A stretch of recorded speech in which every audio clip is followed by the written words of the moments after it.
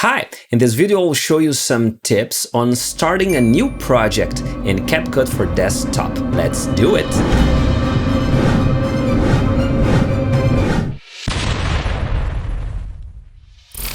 Okay, when you launch CapCut and before clicking on New Project, I strongly recommend you to click on Settings one more time, and select a folder, clicking here and Save To, specifically for the project that you are about to start. For me, it's easier for organize and find the files later. I also recommend you to put your video files, audio files, your data in general in that specific folder. Now you can click on New Project.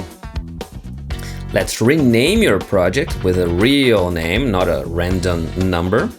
And now you can click on Import to import all the data that you're going to use on your project. I will use these 4 clips, just an example. If your audio and video information are all in one file, one single file, you can just drag and drop into the timeline and start editing. Okay, I'll delete this one.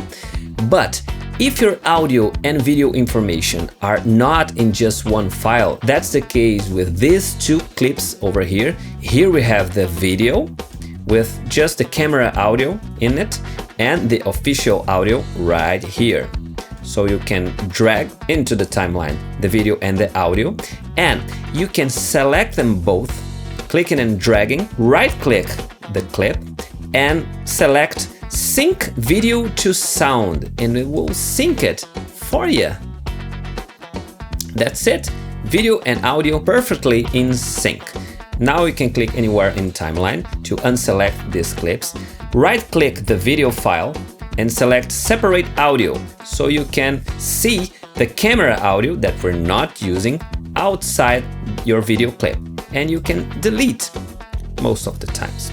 And for you to start the heavy editing, you can again select both of the clips, the really good audio, the official audio and the official video, right-click and create compound clip.